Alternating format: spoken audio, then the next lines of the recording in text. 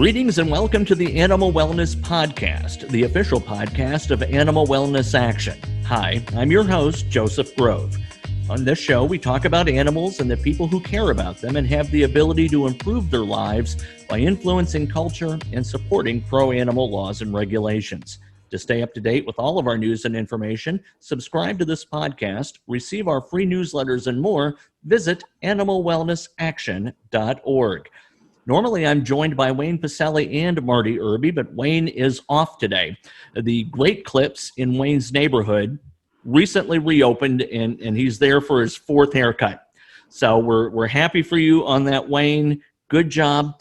Wayne was recently notified that Grecian formula actually has anti-COVID-19 properties. The man is safe. He will never get COVID-19. On the serious side, though, we do have Marty. Marty is the executive director of Animal Wellness Action and its chief lobbyist in D.C. So we're thrilled to have him as well.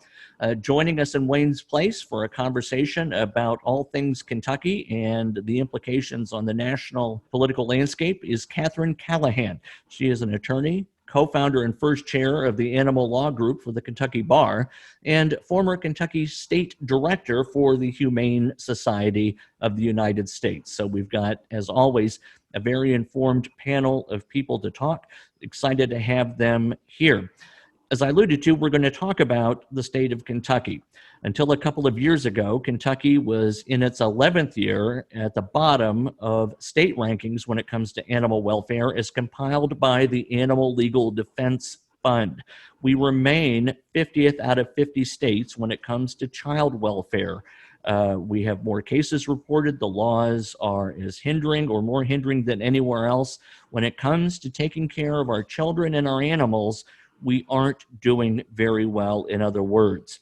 But a lot of people are putting hard work onto both fronts. Catherine Callahan, I knew when she was in her role at the Humane Society of the United States. Marty Irby and I go way back, and in fact, Catherine introduced us. We'll talk about that. But these people have their hearts, their brains, their muscles squared against the efforts to make Kentucky, and as part of the nation as a whole, a better place for those who need the support, the mentoring, the protections that they work so hard to bring about. So, Marty, thank you for being here. You are very familiar with the state of Tennessee. A lot of your work goes back there. You're very involved in the Horse Racing Integrity Act. You were a former staff member for Congressman Ed Whitfield from Kentucky. Let me start off by asking you, what is it about this beautiful state that makes it so difficult to get things done, not only for children, but the focus of this podcast, animals? Why are we so far behind? Well, thanks, Joe. It's great to be here with you and Catherine today, and thanks, Catherine, for joining us. You know, I think from the time that I've spent in Kentucky and worked for Congressman Whitfield, representing 750,000 people in the western 1st District of Kentucky, which is about a third of the state, I learned that it's pretty much like many of the other states in the Southeast. I grew up in Alabama and lived there for many years, and then lived in Tennessee. Louisiana, Mississippi are a little the same. And it's really just that I think those areas have not over time been necessarily exposed to as much of the rest of the world that other states in the U.S. have. Florida's a little different. It's not really considered like the Southeast to a lot of people.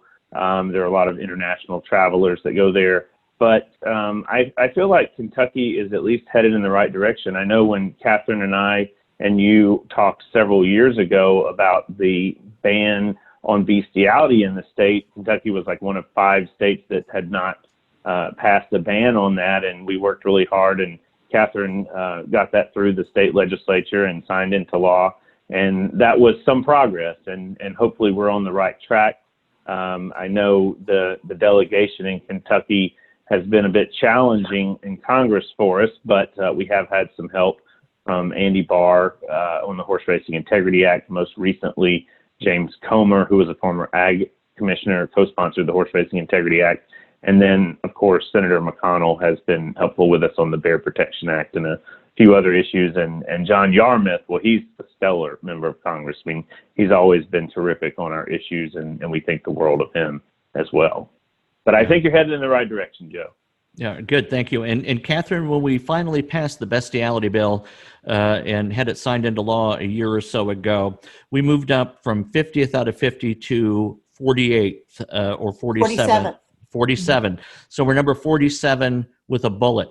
And it kind of just makes me wonder what in the heck has to go on in those other 3 states. You know, I guess there's some of the ones where bestiality is still not criminalized, incredibly so. People, when I used to tell them that that was legal in the state of Kentucky, I mean, they wouldn't believe it. I mean, they just could not believe that a state in this day and age would not have criminalized something like that.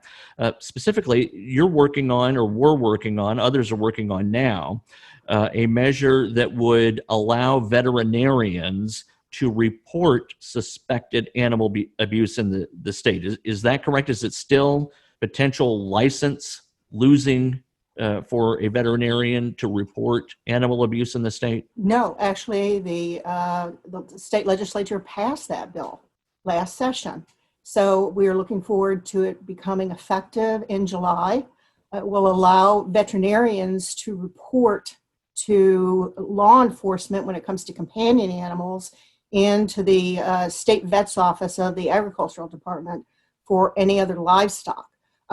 It's unfortunate because it doesn't really provide immunity as we had originally hoped and the way the bill had originally been drafted. But it does at least allow veterinarians to report without having to worry about losing their licenses for breach of confidentiality. What kind of immunity would be involved? What's the peril beyond the losing of one's license for reporting? There's so many other states provide civil and criminal immunity, and sometimes even very specifically immunity for administrative prosecution of any kind. This would prevent people who own animals who then are reported from turning around and suing the veterinarians who report them. And that does provide a measure, a cushion, as you'd say, for these veterinarians to do their jobs and not be worried that something was going to come back and bite them. All right. So let me go back up a few thousand feet and ask you the same question that I asked Marty. Why is it so difficult in Kentucky, at least it seems to have been so, to get things done on behalf of animals? Oh, well, there's some easy answers to that and some difficult answers. The easy answers are that there are a number of opposition groups, specifically Kentucky Farm Bureau, Kentucky Houndsman Association, or even though now they seem to be less of a problem than they have been in the past. There's also the hunting groups who fear that any little movement that's progressive will hurt them in the long run. And so they will oftentimes fight almost any other kind of legislation. There's sometimes even, you find some other groups that may be on the periphery of these issues that they just simply do not want change. But I think that those are the ones that are most specifically we need to watch for regarding any past legislation and also going forward into the next legislative session. So let's talk about Kentucky Farm Bureau for a minute, because when I mentioned to some folks and continue to mention that one of the greatest opponents to progress relative to animal welfare is Kentucky Farm Bureau, their eyebrows go up immediately. The insurance company, why in the world would they have anything to say about animal welfare? Well, they deal with farmers, and farmers are very worried that somebody is going to tell them that they can't do what they want to do with their animals. So we had lobbyists representing Kentucky Farm Bureau that are there, and they will then fight any piece of legislation. I think that there is some movement that I've seen during my tenure as state director for HSUS, that as long as you start developing a certain level of trust with some legislators who in turn can be having conversations with lobbyists there, you start making some progress. Now, they may not like everything that's in a proposed bill, the same way with the animal sexual assault bill. There was a provision in there that they didn't like, and it was taken out because it did not affect the overall use of that bill as a law. In the veterinary bill, which went from a veterinary immunity bill to just a veterinary reporting bill, they did not want the immunity. And so therefore that was taken out. And that ultimately is what passed. So while there are some ongoing negotiations, Marty and I know because he and I went to the Kentucky Farm Bureau headquarters and had a conversation with a group there. It was very chilly in that room, I have to say, but ultimately we did prevail by having a really top-notch bill passed. And that's what we really need in this state. We need effective legislation. Yeah. So a couple of the instances I'm aware of relative to, I guess, what you would describe as slippery slope phobia you alluded to. If we give them an inch, they'll want to take a mile. When you were championing the anti-animal sex bill, I seem to recall there were concerns among dairy farmers, for example, that even things like the artificial insemination of cows would fall under it, and that would threaten their livelihood. I believe it's also the case that when it came to the hot car bill, legislation that would give immunity to individuals to let hot dogs out of cars, that the houndsmen were afraid that that would be used to liberate their hunting dogs. Am I right on those? Is that the kind of slippery slope fear you alluded to? Yes. I can also say that some of the excuses that have been used I would dub these days as delusional, because nobody in their right mind would think that some of these things would be applied that way. As an attorney, I can tell you, having talked to so many prosecutors, nobody wants to prosecute something unless it is clear in the law that they're going to have possibly win those cases. So by bringing in these, what I would call pieces of evidence out from the outside and apply them as if there is going to be some strange result based on the law as it's written, I think is an argument that other legislators may buy into, but it is not going to be used that way. So I think their arguments are truly delusional. Right.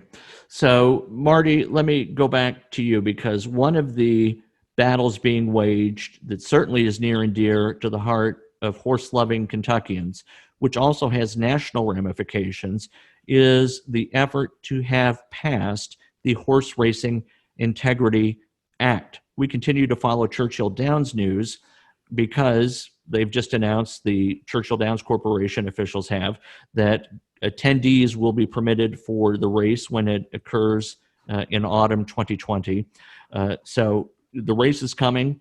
We're gearing up for fans. What's going on with horse racing, and what can horse-loving fans expect to have happened by the race? Yeah, that's a really good question, Joe. You know, I probably spend more of my time on the horse racing issue than any other one single issue, at least in 2019 and 2020. That's been the case, and testified before Congress in support of the legislation in January.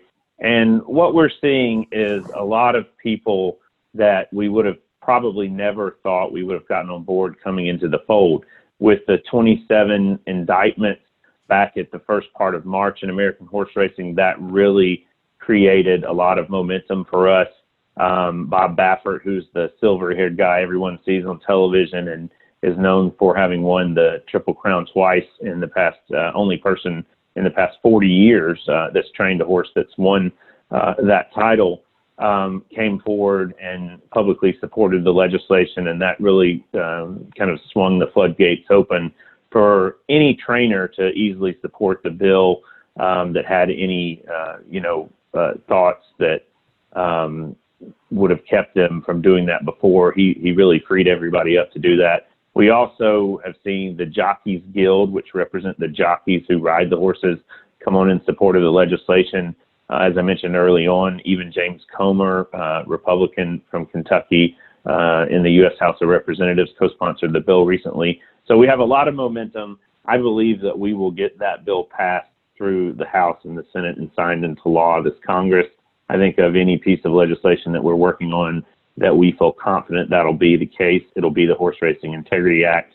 The Jockey Club, which is the Thoroughbred Breed Registry, has done a tremendous job in really advocating for the passage of this legislation and brought other people on board within the horse racing industry. And I think a lot of them are really scared, those in the racing industry, because after these investigations and indictments occurred, then we saw the Washington Post, I think it was the Friday right when COVID-19 hit, the Washington Post editorial board came out with an editorial that basically said horse racing should no longer exist in the U.S. And that really made people pay attention.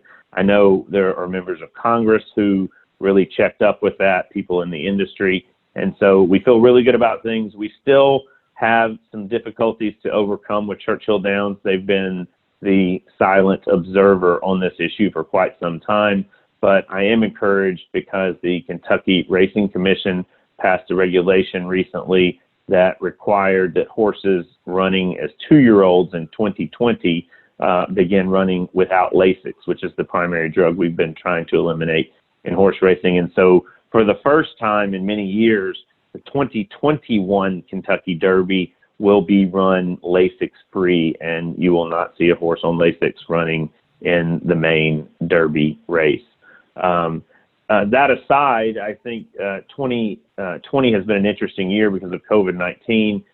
In some ways, that has helped the sport because no other sports were playing. And while it may not have been in the best interest of the horses, in my opinion, it has elevated the racing industry a little to at least the betting public that's out there that wanted something to watch while all of this was going on during COVID-19. So anyway, I say all of that to just let you know it's much higher on the radar with Congress and with the American people right now than it has been in a long time. And we believe we can eliminate the drugs in this industry and save hundreds or thousands of horses' lives each year when we do. Yeah, it's a little bit of a silver lining to the COVID cloud. Do you have confidence in enforcement, Marty? A lot of times that's the issue, isn't it? We pass laws and then making sure that the doctors, the inspectors, the veterinarians, and the inspectors do the follow-up work to make sure these horses do go out onto the track Lasix free. Yeah, I do have confidence, and I would say primarily because the Horse Racing Integrity Act doesn't place enforcement in the hands of the federal government.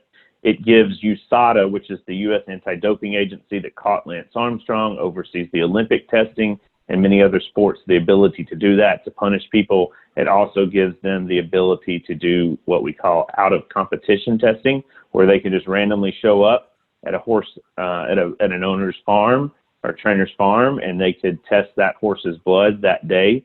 And that's going to be something that's going to have everybody really at their A game on being drug-free on a daily basis, not even just on race day because of that. So I have a lot of confidence in USADA. I think the industry has a lot of confidence in USADA. The Congress has a lot of confidence in USADA. If we were talking about the USDA, I would probably tell you that I had zero confidence because that's been the case with USDA and soaring of Tennessee walking horses and so many other aspects of animal agriculture. Catherine, Marty just alluded to the Senate, House of Representatives. Right now in Kentucky, we are in the middle of a fascinating senatorial campaign for the general coming up in November. And of course, the reason that is such an interesting race to watch is because it focuses on arguably the second most powerful person in the United States right now, and that is our senator, the Senate Majority Leader, Mitch McConnell. As you look at this race, what do animals have to gain? What do animals have to lose should either Senator McConnell lose the race or should the Republicans lose the Senate majority? What's in it for our animals? Mitch McConnell has a number of bills sitting on his desk that are not moving in the Senate, and he is keeping them from moving in the Senate. One of those bills is the PAST Act. It was passed in the House by overwhelming majority and is still sitting on his desk. That would do away with soaring as we know it among Tennessee walking horses and other types of walking horses. And it is still sitting there. We have, as a group of animal advocates, agreed that we have to get rid of this. We have to get rid of soaring in the industry. The Tennessee walking horse industry is going down the tubes, and a lot of it has to do with the fact that nationally it is known for soaring. Marty knows this very well, and he has been fighting this good fight for a long time. We even had the Louisville Metro Council pass a resolution that asked the congressional delegation from Kentucky to pass that bill. It did pass in the House. It is still not passed in the Senate. We have to get it done. And as long as Mitch McConnell is in office, that bill will not pass. I am convinced that it will not pass. The same way with a number of other bills that will not pass. I don't know where we are, and Marty can probably talk about this, on the SAFE Act, about closing the borders for horses leaving the United States to go to slaughterhouses in Canada and Mexico. That is significant in Kentucky because we are the horse capital of the world. We need to have something done to prevent all the horses that are bred and not used in this state from being slaughtered for meat. It is not within our best interest to have that continue. Eventually, it's going to come back and hurt us because we're going to be looking at these animals as being completely disposable.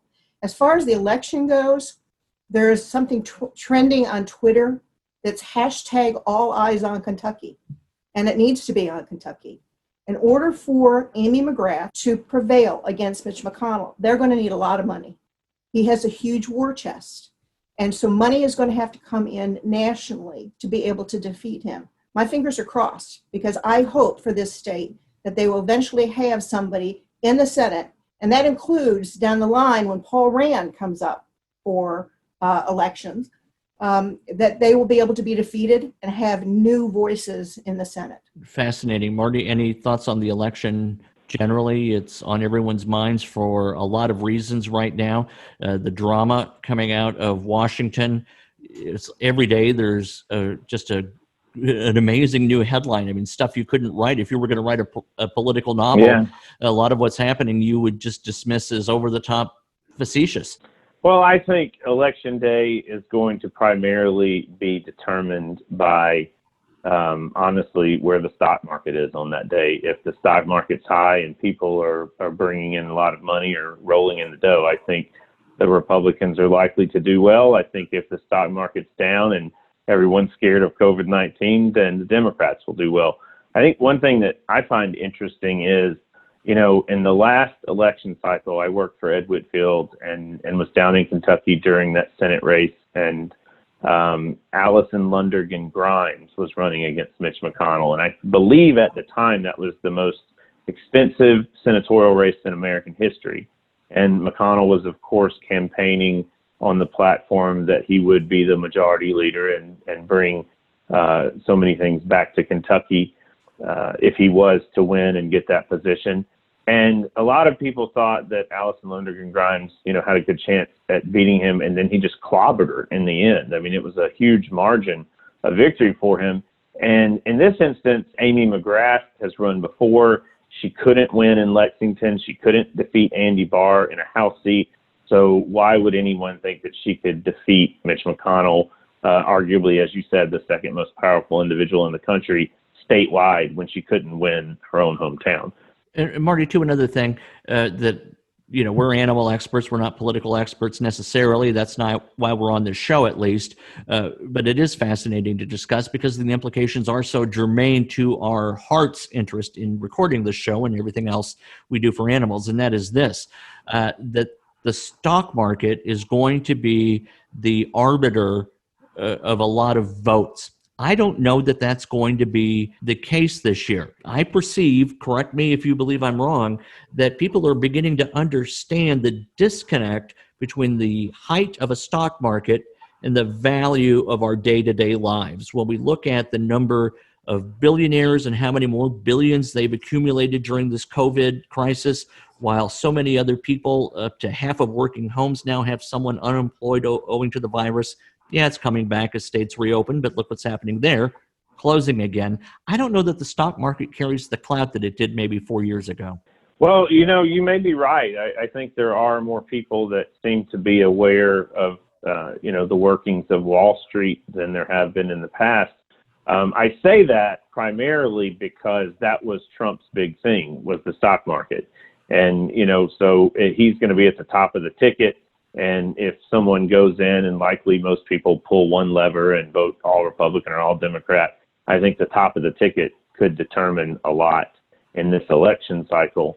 But hopefully people are learning to think more for themselves in our modern day society. And I'm encouraged to hear you say that. Yeah. If I just may add one thing here as well, is that in the state of Kentucky, though, it really does come down to Republican versus Democrat. And you will have numerous people out in the state. And remember, this is primarily a rural state. So when you have people who are willing to just vote a party line, that's the thing that will get Mitch McConnell reelected. But I think in the golden the golden triangle, which is what is the Louisville, Lexington, Covington area, which has a number of, is a primary urban area, that's when those voters can make a change. If they're behind a single candidate, that's will be enough of a clout to get that candidate elected. So here's my prediction. I think Mitch McConnell wins the state by his closest margin yet, but I believe he'll be unemployed to Senate Majority Leader because we'll lose enough Senate seats, or the GOP will lose enough Senate seats, that he will be Minority Leader. That's my prediction. And you may be right. I don't know. I may be crazy, but Catherine, as Billy Joel said, it just may be a lunatic you're looking for. I like that. That sounds like Joe. You're probably reading the tea leaves right. I believe with what we see in these purple battleground states like Arizona with Martha McSally, who's a Republican that's a vegan and the best Republican in the U.S. Senate easily for animals, and Susan Collins in Maine, who's probably the second best Republican for animals in the U.S. Senate. They're both in real trouble. Now, there are other senators like Cory Gardner, who has done very little on the animal front. He's in trouble too, but I think at the very least that you'll likely see the Democrats take control of the Senate. And I was just curious, switching gears a little bit, what you guys had to say about the new governor, Andy Beshear. And I knew his father, Steve Beshear, but just kind of curious on the animal front where he is and regulatory policy-wise where he stands, and thought he's a fresh face and a new person in that spot. And Matt Bevin was really no friend to animals. So just curious what you guys thought about him. Yeah. Well, I spoke to Andy Beshear a couple times when he was running for office. And at that time, we were talking about the animal sexual assault bill. And he was absolutely in favor of that bill. I do think that his administration needs to be educated on the issues regarding animal. He needs to be educated about the issues on animal advocacy, because as we all know, and people who are listening to this podcast probably know, is that there is a direct link between animal cruelty and human cruelty, human abuse and animal abuse. I don't know if enough legislators, enough elected politicians understand that. And I think that Beshear needs to have in his administration somebody who can educate him about that. If indeed he is, he will start seeing that all the criminal legislation that's being proposed also needs to be looked at in terms of animal advocacy. Because we know if you reduce some of the animal crimes in this state, and we have many of them, it also will be tied into possibly reducing, as Joe was talking about, things such as child abuse. It is all linked together, and if we start having the politicians being elected to office that have some influence who understand that, we might be able to get more laws passed. Then, of course, we also then have to deal with law enforcement having that knowledge and prosecutors having that knowledge. Because we find out we will have people who commit crimes that may not be charged effectively, and also then may not be prosecuted effectively. And until that happens and we develop some law, including court cases, our state will not progress the way it should. But I do think that Andy Beshear has some potential for being an animal advocate. Only time is going to tell, because he's new. I think he's done a great job with COVID in the state. He has been a strong leader on that. I'm hoping that he may also be a strong leader regarding animal issues. What a fascinating administration he is often running with. I mean, to take office in January and then immediately be hit with the COVID-19 crisis, and then the unrest in his largest metropolitan area, Louisville. Holy cow, it kind of reminds me of what Bush 43 had to endure coming into office and then right away confronting 9/11. It's, whatever you think of him politically, that's a tough set of challenges Governor Beshear has had to face right out of the gate. So I hope that animals get higher on his list of priorities, and that indeed he gets the education and the mentoring you perceive would be helpful to him. Let's segue over to Louisville, because something is afoot, or I guess I should say a hoof. That's a gratuitous pun for you there, Catherine. Regarding horse carriage rides in the city. I think Chicago recently passed a city ordinance, and it's enacted that carriage rides, horse-drawn carriages, are no longer allowed to operate. The same thing may be happening in Louisville. Marty, what do you know about that? Well, I know that, Chicago was really a big step, and we're trying to build on that momentum. I know, Joe, you and I have talked about potentially, hopefully getting the city council to introduce legislation to ban horses or horse-drawn carriages in Louisville. Cincinnati, Ohio, just over the river from you guys, is going to be pushing a similar measure. I know they already have a sponsor there and are pretty close to some language. And people are just not tolerating this abuse that we see in major cities, where horses are just pouring sweat, have little water running across asphalt all day, and at the end of the day, breathing fumes from a tailpipe of whatever school bus or automobile it's behind. So I'm encouraged that Chicago really paved the way, and hopefully we'll see that with your great help in Louisville. Catherine, one of the things, unfortunately, the state is known for is hosting cockfights. In fact, our former governor, Matt Bevin, attended one. What's going on with cockfighting in the state? And then, Marty, you can tell us what's going on with Animal Wellness Action, because I know you have a lot going on there as well. Catherine, cockfighting in Kentucky. That's a big issue in this state. Unfortunately, it's something that's so entrenched. We're seeing some movement among people who may even have attended cockfights as children, as a family event, deciding now it is no longer something that should be tolerated. I don't know if there's enough of a groundswell to make changes with their legislators for this. As a matter of fact, I was on a call with a state senator who was suggesting this was not the right time to deal with cockfighting legislatively. There is not enough of a groundswell yet for that. So I think we've got a lot of work in this state yet. I actually have said that I'm willing to come out of retirement if we could have something to fight cockfighting in this state. Unfortunately, in some locations in Kentucky, it is a moneymaker for people. They have no jobs available. And so if they've been doing this for a long time, they look at it as an opportunity to make $10,000 or more dollars.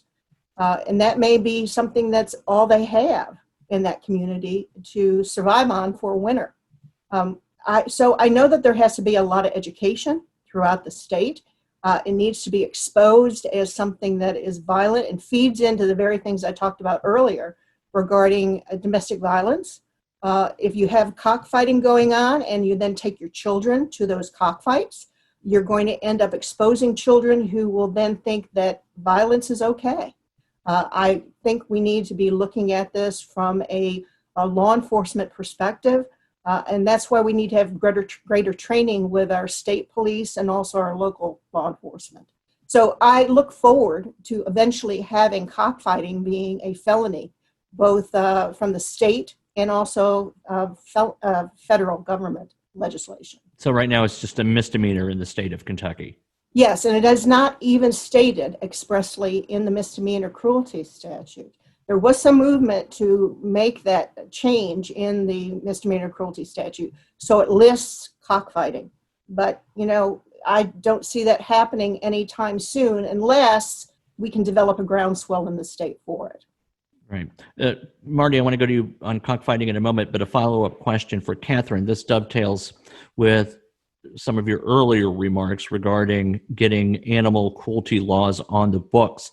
Do you often see that the charges related to animal abuse are pegged on to increase the number or the severity of charges against criminals who are brought in for other matters? Or would the opposite be more likely to be the case, that the individuals are charged with the animal violations foremost? Is this something that we use to throw the book at someone, or is it actually bringing in perpetrators? If we have a law that makes it clear that something is illegal, such as cockfighting, or for that matter, any other type of animal crime, then when you have law enforcement go in or social workers go in to do an inspection regarding a complaint under those laws, then they will look for other things. So you will have an animal, for example, that is extremely emaciated, or chickens that are kept because they are used for cockfighting. And animal control officers or law enforcement go in to inspect those animals. They will look around because they're on the property. If it's available, you'll see whether or not you have a woman who has a black eye, a child that looks like it may have had a broken arm, some other things if they're maybe even not fed properly. All of those things can be brought in. So not only then would you have charges against the people for cruelty to animals, you would also be able to bring in charges against the person for domestic violence, neglect. And those are the things that strike a chord with the public and for legislators, because it is a human crime then. And if we have an understanding of what animal cruelty is in relation to human crime, then we actually get more action. All right. Thank you, Catherine. Marty, why don't you take us out by sharing with us what Animal Wellness Action is up to regarding cockfighting, the territories, the states? Yeah, Joe, back in 2018 in the Farm Bill, President Trump signed into law the Parity and Animal Cruelty Enforcement, or PACE Act, which outlawed animal fighting, cockfighting, dog fighting in the U.S. territories. And so our good friend Wayne Pacelle, after we passed that law, really began working on a campaign to enforce the law. And he went to Guam, actually went to a cockfight, and ended up connecting with the postmaster in Guam, who gave him all of these shipping records of birds that had been brought in from the United States and where they came from, where they originated. And with no broiler industry, no egg industry in Guam, it's very clear that these are all cockfighting roosters. So we have taken those records and done investigations in both Oklahoma, where our National Law Enforcement Chair and former Attorney General Drew Edmondson is, and then my home state of Alabama, and been very successful in bringing to light these cockfighters who are very blatantly and openly shipping birds, talking about it on YouTube, easily could be clearing as much as $3 million a year. And Kentucky is up there at the top of the list. We haven't completed that investigation yet, but from what I've seen so far, I would say Kentucky's at least in the top 6 or 7 states in the U.S. Shipping cockfighting birds to Guam and other U.S. territories.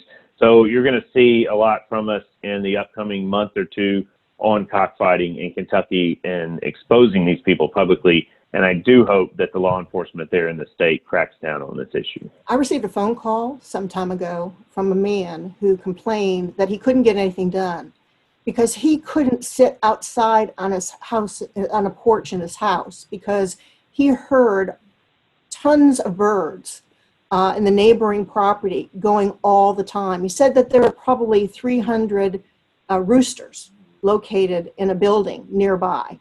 And it was such a din that it disrupted his daily life. He tried to get something done with law enforcement. Nothing happened. He tried to talk to the people who had that property and those birds. This was an area that had a truck coming in periodically, removing birds, and then bringing other birds in. But he kept complaining. Nothing was ever done. It did appear in the newspaper. I don't know what the status is now, but these are the sort of things that we're dealing with on a regular basis. You can also understand that when we had a case a gigantic cockfighting pit in eastern Kentucky known as Big Blue. At that time, it had been operating for a long time. I think that they were making $100,000 or more per event. It had to be prosecuted by the Assistant Senior Attorney General for Virginia. 3 years undercover, 3 years of the court case before finally it was shut down. The owners had to pay a huge fine. Then they also had to pay to have Big Blue dismantled, and they served time. These are the sort of prosecutions that need to take place in our state in order to deal with cockfighting effectively. Because you shut down one, another pit's going to open up, and it has to be across the state. So I'm looking forward to something happening, Marty, with your investigation to see that something can be done in my state as well. All right. Excellent. Catherine, thank you. That's a strong statement with which to conclude the podcast. So glad you were here. I admire you so much and enjoyed our time working together.